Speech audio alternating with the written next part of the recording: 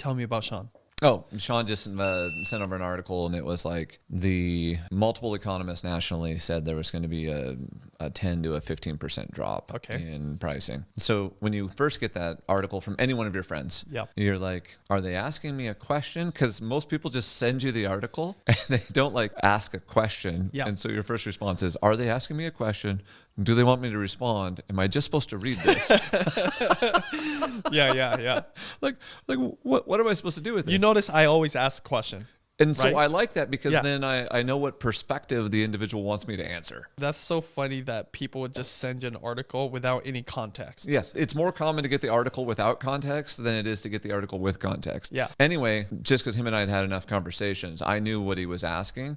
You know, the thought process was, okay, this is happening nationally for the Seattle Metro. Are we going to see these types of drops? And the answer was, yeah, I felt like in 2023, we were going to have a 5%, 7%, maybe even a 10% drop. What I underestimated that's been brewing in the background is there is a base level of real estate transactions that are always there. So we don't have the I want to moves right now. We have the I need to moves. Right. And some of them are the I have to moves. And so, yeah, we're probably going to do 30% transactions less this year, but there is still the I have to moves and the need to moves who are still making the market move. Always. And I underestimated that, and I thought we'd see more down. Also, I underestimated the amount of supply that was coming back, and supply is stupid low. So right now we're not going to see any of those price reductions. We're probably going to end up slightly positive for the year. Yeah, and one of the big differences that no one really thinks about is just sideways. Bingo. Yeah. Right? Like the flat is still better than down. Everyone always expects either you go up or you go down. Of course,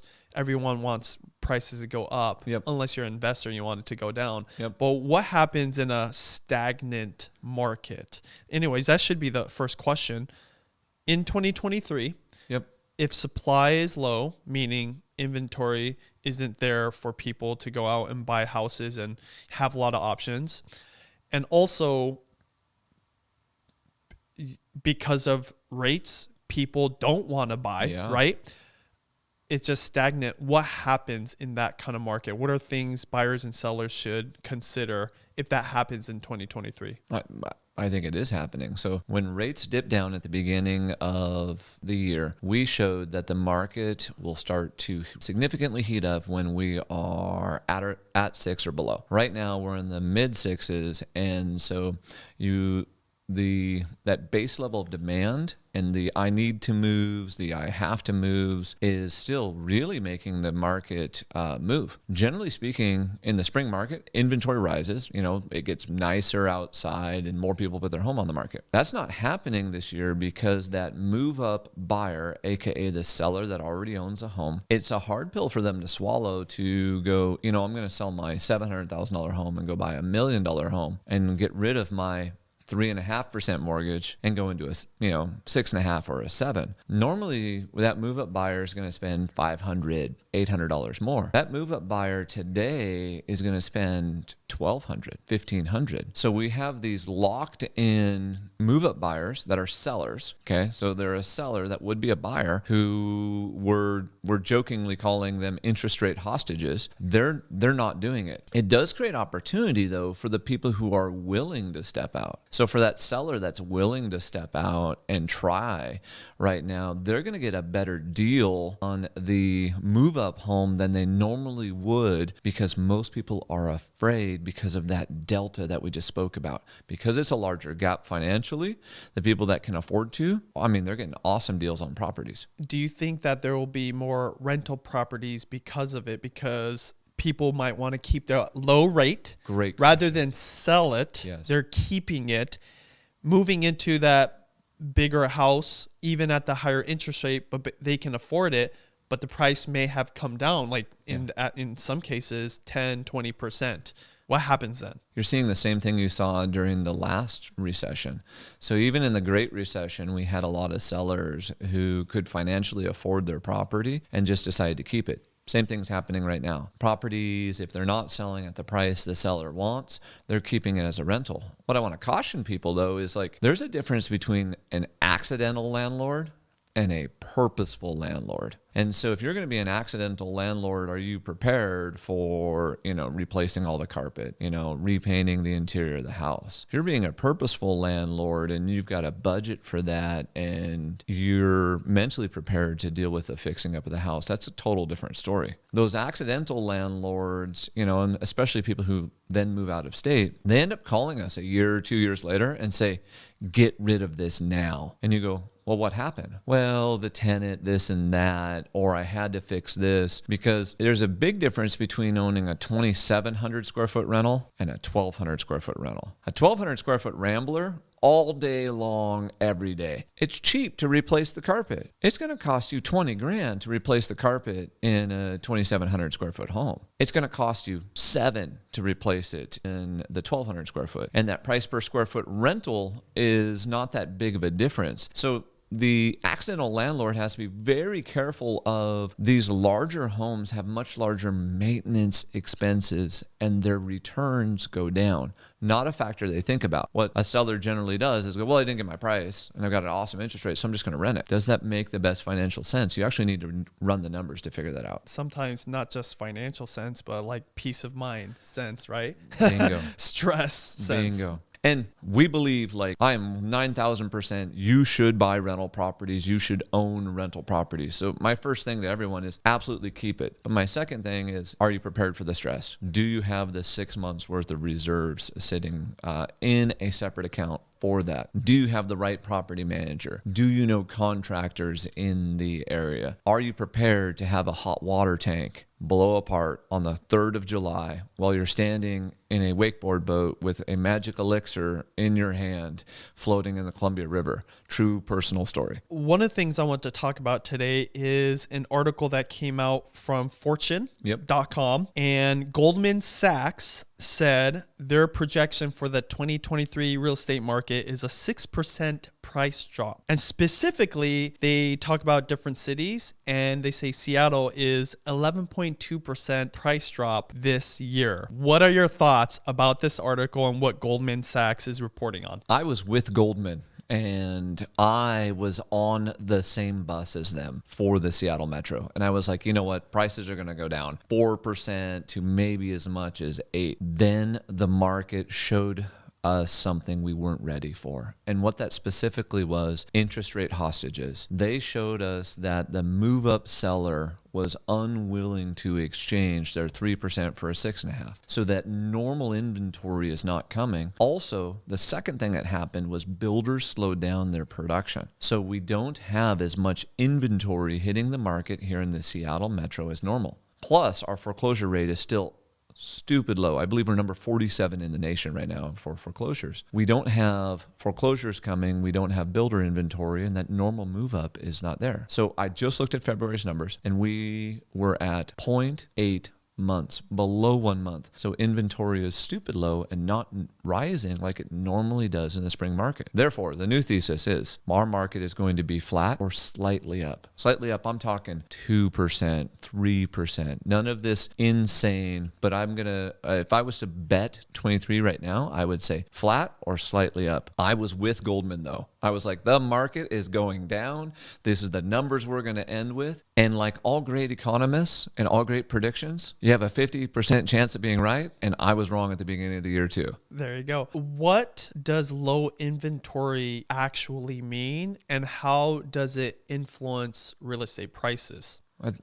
That phenomenal question. Low inventory means, let's think of low inventory more in an idea that people could understand. Low inventory with this level right now is like you went to the grocery store and you walk down the soup aisle and there is only Western family tomato soup left on the shelves and everything else is gone. I'm talking shelf 1's gone, 2, 3, and we got the 4th shelf and there's only 2 rows on it. That's what the low inventory means, is there's not a high level of selection. So real estate follows simple supply and demand. When there's low inventory and there's still a base level of demand, that means it causes price stabilization or prices to increase. One thing I'd say, and I'm not an economist either, but the one curveball that's been happening in first quarter of this year and a little bit last year, but mostly in 2023, is layoffs, Yep. right? So a lot of Silicon Valley, a lot of,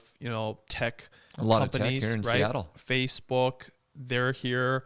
Amazon, obviously headquartered here, and Microsoft, all laying off a lot of people. Do you think that could affect the market, and what kind of data are you looking out for that could influence the market and the prices of homes in the Northwest? Yeah. When the tech layoffs have the huge potential to affect the market because those are high paying jobs. And that's one of the reasons we have such a good economy here locally. And with all of the tech layoffs, what you've seen is those tech workers were immediately rehired. So yeah, I got laid off at Facebook, and I literally just moved right over to Amazon and I got rehired. So there's been a massive absorption rate of those tech workers. Normally, those sizes of layoffs, we'd be like, yep, that would be leading towards some type of a real estate housing related problem. We're not seeing that because we're seeing the rehiring of those tech workers happen very quickly here in the Seattle Metro, but also in all the other tech hubs too. But one thing people don't understand about the tech industry is oftentimes tech companies will just fire people, right? Or lay them off like massively. And then they might rehire people, right? At a lower salary, or they're cherry picking the best people. It's kind of a weird way of doing business, but because they have so many employees, and I think that partly the discrimination fear kind of plays into it. They just they don't want to look like they're being selective, so they just kind of broadly fire people and then rehire. This is the first time I'm hearing that other firms are also, which makes sense, right? Yeah. Like people are just like, I'm going to get the best thing I can get right now because I'm desperate. And talent's talent. So they, they turn around and pick up talent. Another thing you see them do is that what they'll do is when they, lay off a bunch of people, like you said, they bring them back. What they do is they offer them a contract to come back as a 1099 for a specific period, for a specific job. So then basically on their balance sheet and in their budgets, they can show they don't have these giant employment salaries that are due over a long period of time, but they still have the contract work. So it's Wall Street monkeying with numbers to make their stocks look good. Yeah.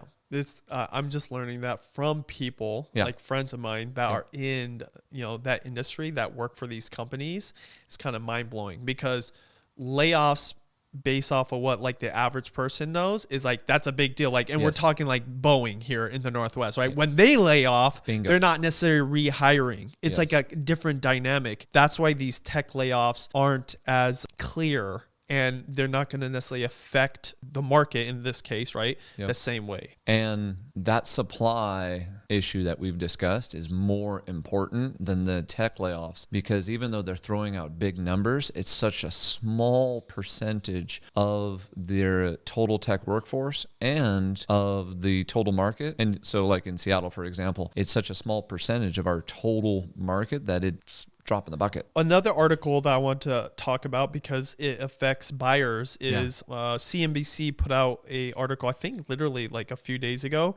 Mortgage demand drops to a 28-year low. Amazing. What's going on there, and how will that affect, or I guess will it affect what's going on in the real estate market, especially here in the Northwest? Mortgage demand absolutely plummeted in fourth quarter of 2022. And the reason for that plummet was the uncertainty, the fear, and most importantly, the change in interest rates. At the beginning of the year, you had mortgages that were basically 3%. Then by the end of the year, all of a sudden, you've got mortgages that are 7%. Well, any normal person goes, wait a second. So the cost of the money more than doubled. Of course, demand's going to plummet. And one of the things and the reason media companies can create these big headlines is refinances is always a huge part of the mortgage market. Nobody refinances unless they absolutely have to when interest rates are really high. So a lot of that is that refinance market drying up just massively. What does this mean for buyers going forward with mortgage applications down, there is still a base level of buyer demand and just life events. You get married, you have a baby, you get a promotion. Guess what? You're getting a bigger house or you're getting a house. On the other side of that, the negative things of life, death, divorce, job loss, those also cause people to move to sell. So there's this base level demand of real estate that nationally is probably about 4 million transactions that has to happen because of life. Now, we were over 6 million transactions. That's because everything was stupid cheap in relation to free money. Okay. We're still going to have those base level transactions. And then one thing a buyer should really be thinking about is, wow, interest rates are high. Are interest rates going to be high forever? Probably not. Interest rates will eventually come back down. All you got to do is go to the Federal Reserve. You can look at interest rates over the last 50 years, and you can see that over time, they've just trended naturally in a downward direction. So this is an upward blip that will then over time trend back down. So do you want to make your landlord rich, or would you rather make equity and wealth for your family by owning a piece of real estate? Yeah. And one thing I'm hearing from people who lived through the last inflation crisis back in the late 70s, early 80s is, I felt lucky to get a 9% interest rate, right? And that wasn't even the highest. It went all the way to, in some cases, 15, 18, 20%. This was such a shock to everybody. People kind of had the FOMO, right? So fear of missing out on that low interest rate. It's going to take time for people to get used to the new normal. Yeah. So I don't know if we'll ever get back to 2, 3, 4%. I don't think so. And maybe not. So like you said, life happens and you're going to have the same choice. Do I want to rent and pay this landlord, right, to get more well off? Or do I want to bite the bullet right now? That's kind of like the feeling. Buy a house and build equity for my family down the road, or just have a house that I can say is like an asset versus, literally just throwing money into somebody else's bank account. And this is why the one thing for sure is we're just getting used to a new normal, and that takes time. Yep. And I think what's happening is people are still waiting for that low interest rate to come back. And if it doesn't, like you said, real life is going to happen, and you're going to make the decision, which naturally people are going to want to buy houses again, even if prices don't go back down, even if rates stay at this, what we say historically isn't actually that high, but is higher compared to earlier last year. Higher than the last few years. And humans, we have a phenomenon. It's called recency bias. Whatever's happened in the recent past, we believe the future will just continue in that exact way. If you look at interest rates over the last 20 years, the average is 6%. So, we're just slightly higher than average right now. And I was talking with an older gentleman, and he said to me, I was like, interest rates are kind of high right now. And he's 68. And he goes, oh, you're cute. He's like, I bought a home in I think he said it was 78. He said, we paid 4 points to buy it down to 12%. He said, and you guys are complaining. He said, it was every penny I had. He goes, it wasn't 50% of my income at that time. It wasn't 30%. He goes, I was spending 80% of my income to afford a house. He said it was one of the best decisions he ever made. And at the time, a lot of things do look expensive. And then you go forward and you look back and you're like, well, that's not that bad. It was kind of cheap. New normal. The new normal. Also, this is the downside of low interest rates. It sends house prices higher. Yes, quicker. Because people can afford more of that monthly payment because it's a lower interest rate. So then it buys a bigger house. And then what happens? Then there's a rush to buy homes. There's bidding wars. The price would go up. And then that's kind of the result. So in a way, interest rates, even though they're high and they hurt right now, it's going to level things out. Growth, price rise has stopped. It's come down in almost all markets. I can't even think of one where it's gone up, especially here in the Seattle area. What would you say from the top of 2022 to right now? What is the price drop average? I mean, we peaked in like May, so it was basically all of the appreciation for 2022 just went away. Yeah. So and what's the drop in price? It was anywhere between 17 to 20%. Got it. And what's interesting is that base level of demand, though, in February was so much stronger than anticipated that we are seeing that price stabilization happen right now. So this is something we talked about before, the original list to sales price ratio. The original list to sales price ratio, that gap, that delta started closing back to the historical average. So as long as this isn't a shelf that we then fall further down, the market is achieving price stabilization right in front of our eyes. Now, what happens in third or fourth quarter when the market naturally slows down will tell the full story of 2023. And in the start of spring market, I would tell you we're going to end slightly positive right now because of that price stabilization that's happening and that base level of demand that's out there and that low inventory that's available for the buyers to choose from. That's why it's good to kind of just get used to this state that we're in, because if we are at a bottom, like you said, you're going to regret not buying something if you were in a position where you needed to or you could. I don't know that anyone's ever going to perfectly time the bottom. So maybe a better way of thinking about it is, what's my long-term goal for me and my family, or me, my significant other, or me personally? And is buying real estate in alignment with that? And if it is, it doesn't matter if it's the top, the bottom, up, down, sideways. And if I intend to own this property, longer than 5 years, it's never a bad time to buy. Just purchase it. Right.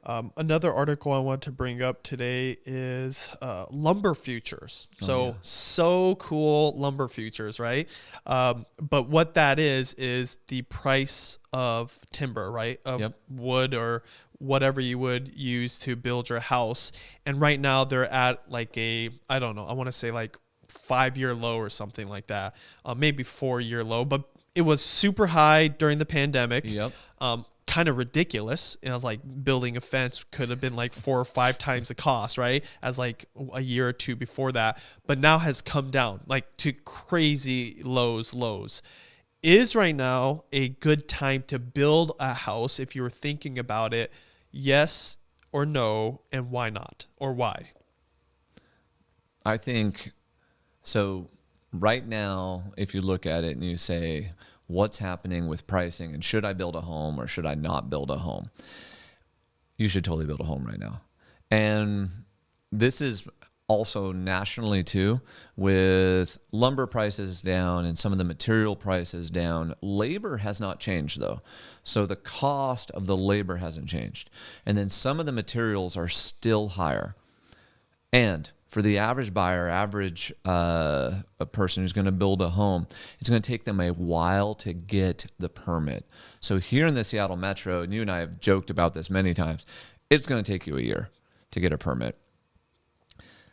By the time you get around to doing it, the market's probably going to be slightly more stable, or if you had a project ready to go. So we're building some multifamily right now. We're building some townhomes, some duplexes, and some single families.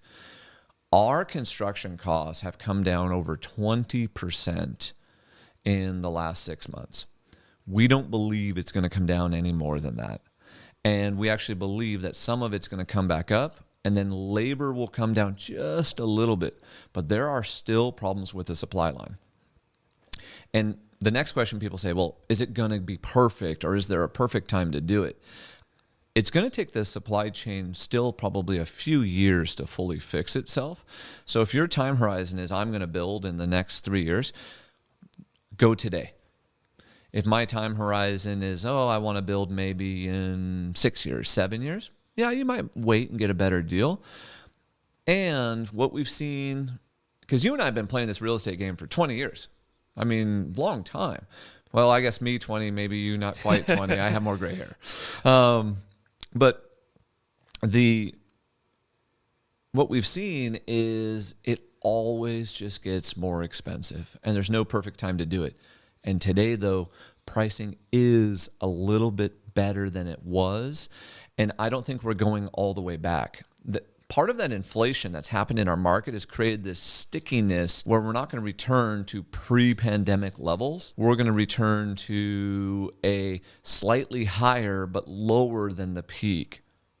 And I think that's the normal for construction going forward. A good way to summarize everything we just discussed and to pinpoint the number one influence on all of this is inflation. Yes. But where does that inflation come from? It comes from money being printed, both supporting people during hard times and just crazy low loan prices. Yep. And, it's interesting because even 10 years ago, but especially 20, 30 plus years ago, it was actually easier to predict what's going to happen. But right now, we've never had 40% of the money supply being printed off, right, in such a short amount of time. And basically a reset of the economy going from like literally a standstill for a lot of the world to like just revving right back up because people's like, hey, I need to make a living. I need to get my business going. I need to, keep my employees. Economists are not correct. Like I said, 50-50, right? Yeah. Because they don't even know. I feel like right now they're going to be less correct. But the one thing everyone agrees on is there's so much money in the system. And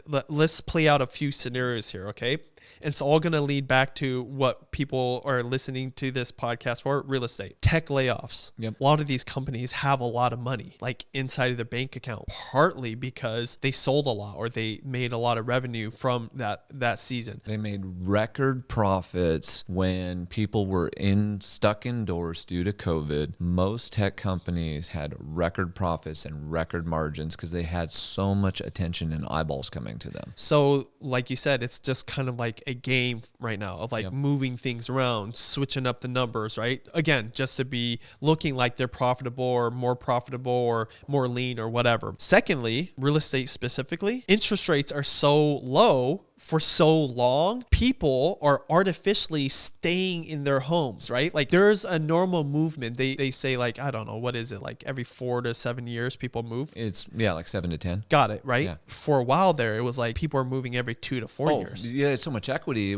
You could flip your own house. So that has to balance out. And yes. Part of that is people keeping those low interest rates. I know that, think about right now, record low was 2.75% for a lot of people, right? It was like very common. So if you're looking to move and the new interest rate, which, I didn't even talk about that article, was like 6.75%. Yep. Like it flirted with 7% for a little while. You're not really jumping to move into another house and eat that new rate. It's going to take a while to work through all that. Federal Reserve broke real estate. They broke real estate when they kept interest rates low for too long and superheated it. And we already had a fundamental real estate problem left over from the Great Recession. And that was we didn't build enough houses for 4 years. Then we created artificial demand by having stupid low interest rates for too long. Now those same people with those low interest rates, which would be our normal move up sellers, which is, 20% of the market, is not going to come to the market and they're going to stay in their homes longer. They're going to go, hey dear, maybe we should just remodel. So prediction, the average time we stay in a home is going to lengthen, and the remodeling industry is going to have an amazing boom over the next 5 to 10 years because people are going to stay there a little bit longer because of those low interest rates. As if that wasn't enough, right? Prices for everything went up. Yes. Because what happens when you print money and you're putting it in different parts of the economy, different industries, it trickles out, right? Yep. People also had to raise their prices to make up for the higher costs of just doing business because of supply chain issues, because of labor costs, all that. So it's almost like a balancing out of like, we're talking about a new norm for real estate prices. What about a new norm for grocery prices? Yeah, lumber has come down, right? But I wouldn't be surprised if it starts going back up, right? I think it will. Right, as demand goes back up, as we balance things out. And then I'd say the last thing in relation to money printing and inflation is we've had to switch from seasons that were predictable to unpredictable seasons. Meaning, like, for example, if everybody's cooped up in their house and locked down, they're spending on goods, right? They're doing delivery a lot more. They're buying digital software to do remote working. to like we went right back into working like normal. And I'd say even more so, like people like want to go the opposite. They want to travel a lot more, right? Some people are moving back to the workplace or the city where their job and their some of those employers are calling them back. So whenever that extreme happens, just like I was talking about a new norm in real estate, a new norm in society is going to happen. Unpredictable outcomes. So it's funny because like you and I, we've talked all the time about like what's going to happen in real estate, and we're trying to use like old models or you know, like equations from past things, even like historical examples. But there's never been an example like this. Arguably, this is the first time. No, it's not even arguably. It is the first time this has ever happened in the history of mankind, these kind of variables. I'll humble myself. I definitely don't know what's going to happen. But because of that, I'm preparing myself for multiple outcomes and not waiting for one. Because if you do, you most likely will get it wrong, because people literally 10 times smarter than me are getting it wrong left and right. Like you watch like CNBC, it's the worst thing to watch, because you can have like back-to-back experts that have been in the industry 20, 40 years, completely opposite theories. So it's not helping anybody. Being sure. The experts aren't going to get it right. We're not going to get it right. I think you should execute your plan for your family. You know, if that's buy a home, if that's buy an investment property, do that. Do that with a margin of safety, with reserves, and do it smart. Cut your debt, get some extra cash, prepare for scenario A, B, C, D, and just know that going in. Now, if I got a good plan and I'm prepared and I've created a margin of safety as I'm going into something, you can go execute a lot and you'll make a lot happen while other people are standing there waiting to figure out which way the wind is blowing perfectly. Don't stop. Go. Just do it with a margin of safety. That's a great place to end. Let's talk about what to do in that kind of a market where you don't want to wait, you want to go, because you're absolutely right. The people that wait for what used to be, or for the lower rates or the lower prices, most likely will be too late, right? Yes.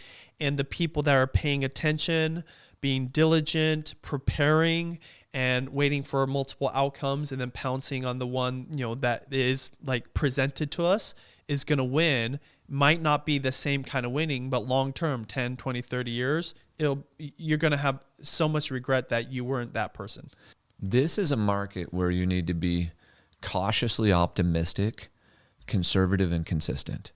This isn't a market where you go make home run bets and you go all in on one thing. That's foolishness. Cut your debt, cut your expenses, increase your health, spend time with your wife, spend time with your kids, get your cash reserves up, and then execute your plan. That's what you do in a real estate market like this and in an economy like this. However, if you choose to do nothing, realize you are choosing to be stagnant and die. There's growth or death. There's no middle ground in all of this. It's just how the system was built.